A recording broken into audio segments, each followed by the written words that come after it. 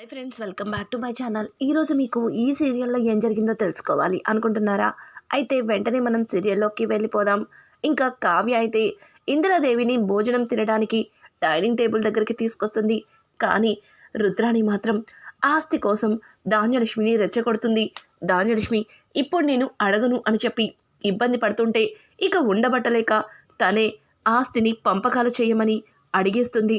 ఒక్కసారిగా ఆ మాటలకి కావి చాలా కోపం తెచ్చుకొని, ఇలా అడిగితే మీకు ధాన్యలక్ష్మి గారు ఎంత పర్సెంటేజ్ ఇస్తా అన్నారు అని చెప్పి కావ్య అయితే రుద్రానికి కోపం వచ్చేలా మాట్లాడుతుంది. రుద్రాణి కావ్యని గట్టిగా అరుస్తుంది.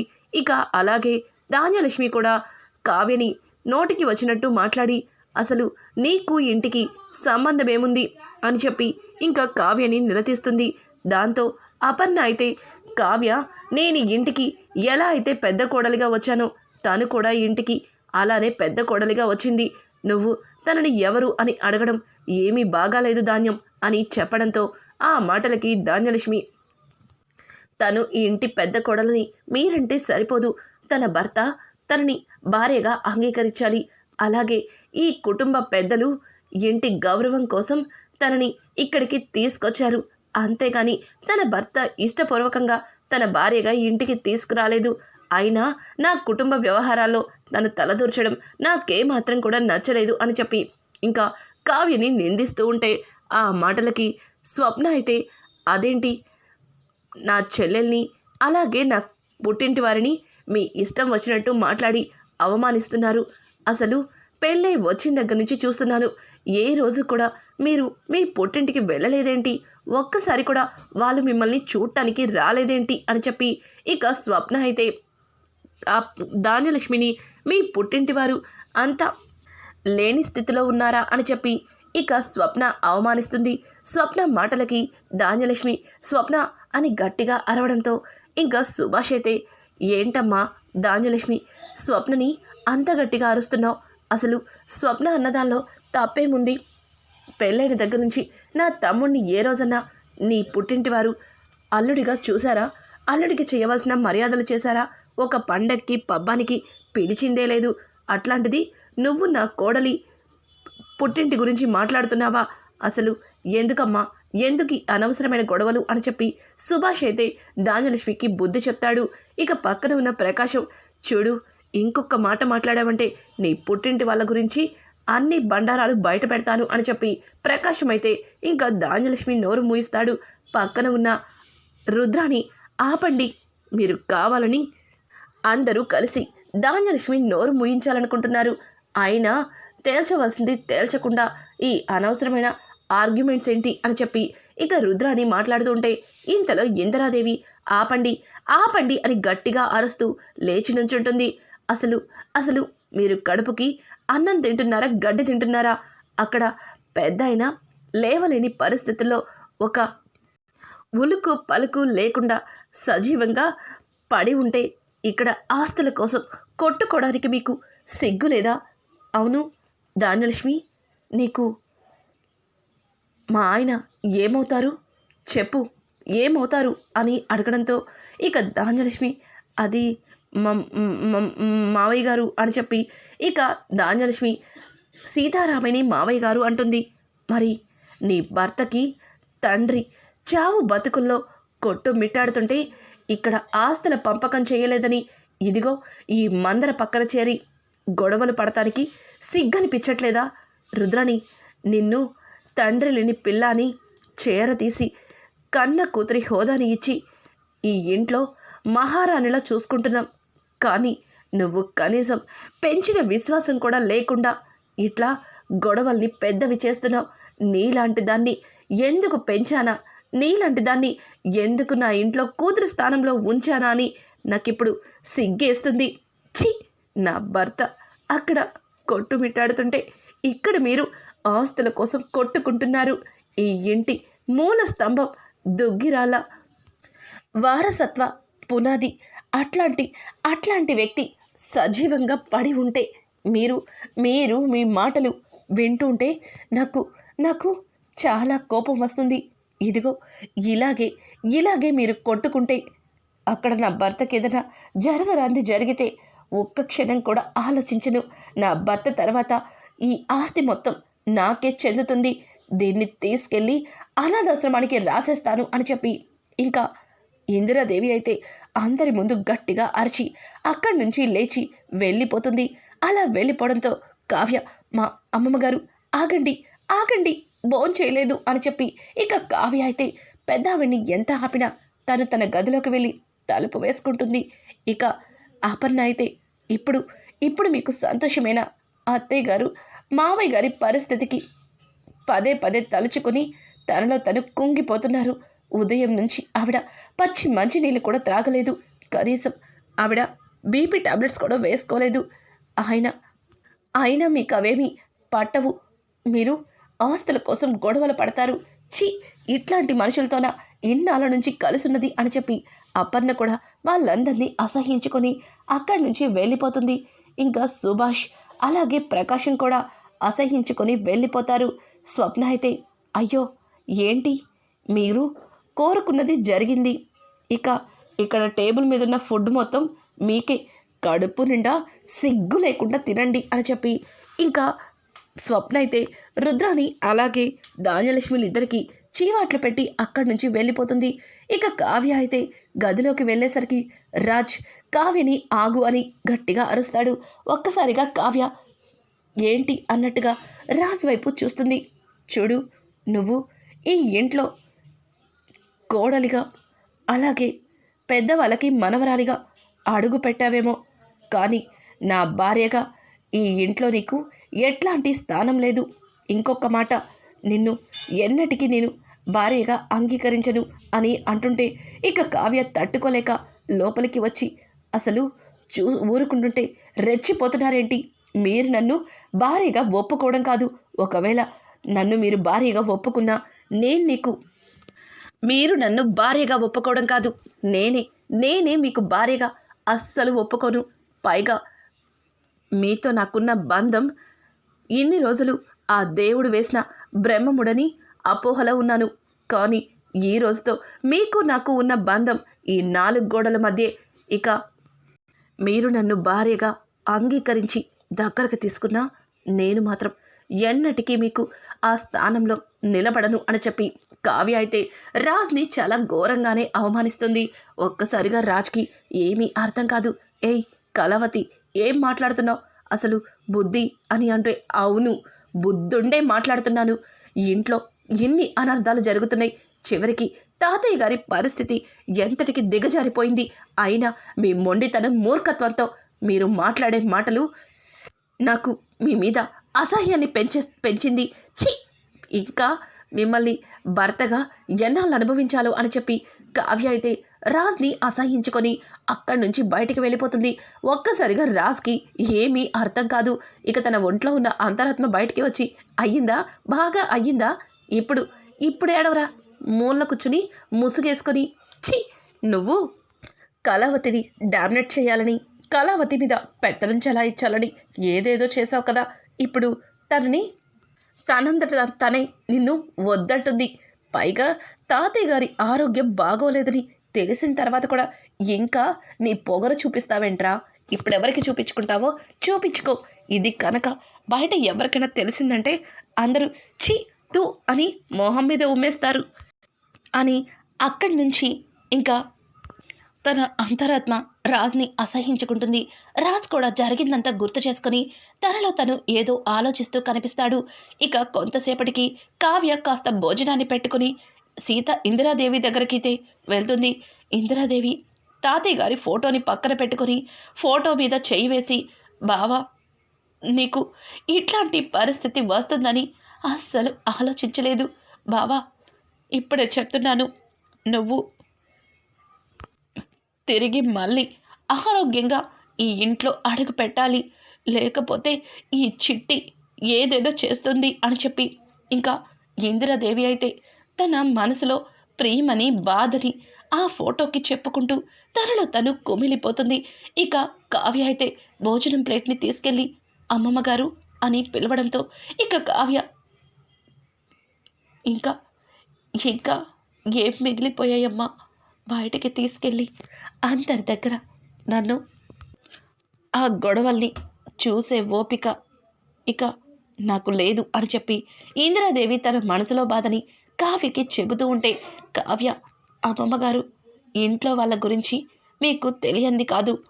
రుద్రాణి గారు ఎట్లాంటి వారో మీకు తెలుసు. ధాన్యలక్ష్మి అత్తయ్యకి అంత ఆలోచించే విధానం తెలీదు. ఇదంతా రుద్రాణి గారు చేస్తున్న కుట్రే. ఆయన అవన్నీ పక్కన పెట్టండి. ఇవి ఎప్పుడు జరిగేవే. మీరు ఆరోగ్యంగా ఉండాలి. అలాగే మీరు తాతయ్య గారు తిరిగి ఇంటికి వచ్చేసరికి మీ చేతులతో మీరే ఆయనకి హారతినివ్వాలి. అలా ఇవన్నీ చెయ్యాలి అంటే మీరు ముందు భోజనం చేయాలి. పైగా మీరు బీపీ టాబ్లెట్ కూడా వేసుకోలేదు.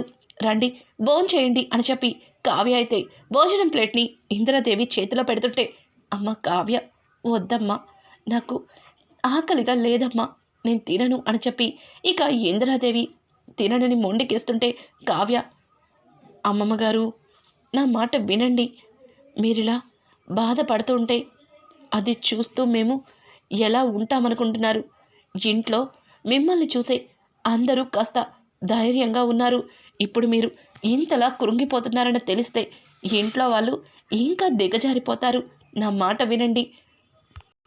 పెద్ద మావయ్య గారు, చిన్న మావయ్య గారు, తాతయ్య గారికి ఏం జరుగుతుందో, మీరు ఏమైపోతారా అని ప్రతి క్షణం వాళ్ళు బెంగ పెట్టుకుంటున్నారు.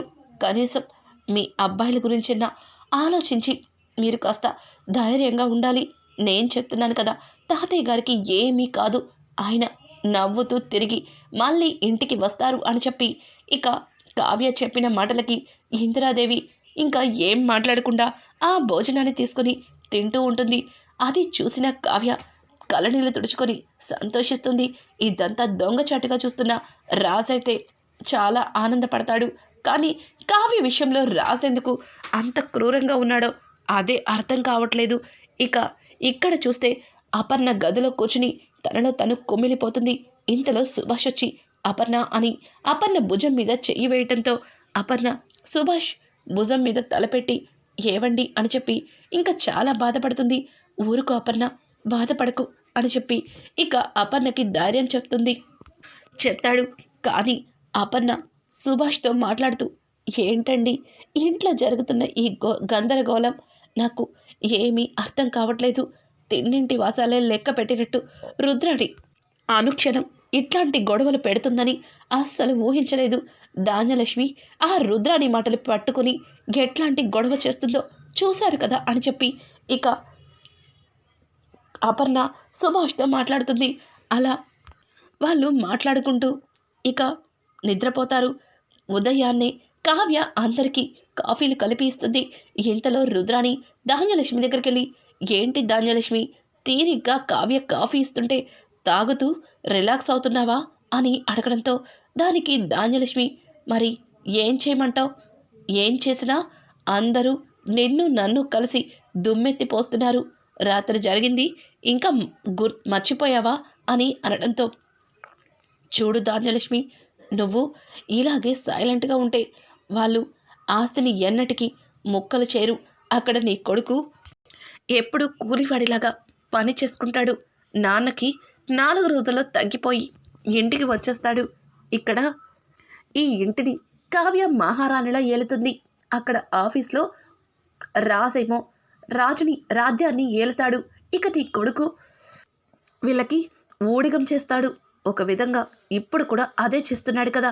వాడు హాస్పిటల్లో రాత్రింపవళ్ళు నిద్ర లేకుండా నాన్న దగ్గర కాపలాగా ఉంటే ఇక్కడ అందరూ కాఫీలు తాగి టిఫిన్లు తిని హాయిగా నిద్రపోతున్నారు. ఇప్పుడు జరిగేదేమి కొత్తగా లేదు కదా అని చెప్పి ఇక ధాన్యలక్ష్మిని మళ్ళీ రెచ్చగొట్టి తన మనసుని విరిచేస్తుంది. ఇక ధాన్యలక్ష్మి తట్టుకోలేక ఆస్తిపత్రాలను తీసుకొచ్చి, నేనేం మాట్లాడినా గొడవని చెప్పి అందరూ నా నోరు నొక్కేస్తున్నారు. కానీ నా కొడుకు పరిస్థితి గురించి ఏమీ ఆలోచించట్లేదు. అసలు ఇప్పటికైనా నా కొడుక్కి రావాల్సిన ఆస్తి ఇచ్చేస్తే మేం ప్రశాంతంగా బ్రతుకుతాం. ఇప్పటి వరకు జరుగుతున్న గందరగోళం చాలు అని చెప్పి ఇక ధాన్యలక్ష్మి తన చేతిలో ఉన్న పత్రాలని అక్కడ పెడుతుంది. ఒక్కసారిగా అది చూసిన ఇంట్లో కుటుంబ సభ్యులు, ధాన్యలక్ష్మి, అసలు నీకేం చెప్తే అర్థమవుతుందో మాకు అర్థం కావట్లేదు. అక్కడ మావయ్య గారు చావు బ్రతుకుల మధ్యలో కొట్టుమిట్టాడుతుంటే ఇక్కడ నువ్వు ఆస్తి పంపకాల గురించి గొడవ పడుతున్నావు. అసలు నిన్ను ఏమనాలో కూడా అర్థం కావట్లేదు అని చెప్పి ధాన్యలక్ష్మిని నిలదీస్తుంటే ఇంతలో రుద్రాణి అయితే, చూడండి, నేను మాట్లాడితే ఏదేదో అంటున్నారు, కానీ ధాన్యలక్ష్మికి ఇవ్వవలసిన ఆస్తి ఇచ్చేస్తే ఇక అందరం ప్రశాంతంగా ఉండొచ్చు కదా, ఆస్తిని ఎవరి వాటాలు వాళ్ళు పంచేయచ్చు కదా అని చెప్పి ఇక రుద్రాణి కూడా తను కావాలని అందరినీ రెచ్చగొడుతుంది. ఇక సుభాష్ తట్టుకోలేక ఆపండి ఆపండి అని గట్టిగా అరుస్తాడు. ఇక ఒక్కసారిగా అందరూ నోరు మూసుకుంటారు. సుభాష్ అక్కడ నా తండ్రి ప్రాణాపాయ స్థితిలో చావుతో యుద్ధం చేస్తుంటే ఇక్కడ ఆస్తుల కోసం మీలో మీరు కొట్టుకు సస్తున్నారు. వద్దు, ఇక వద్దు, మీ వల్ల నాకు మనశ్శాంతి లేదు. ఆస్తిని ముక్కలు చేసేయాల్సిందే. ఇక ఎవరి వాటాని వాళ్ళకి ఇచ్చేస్తాను.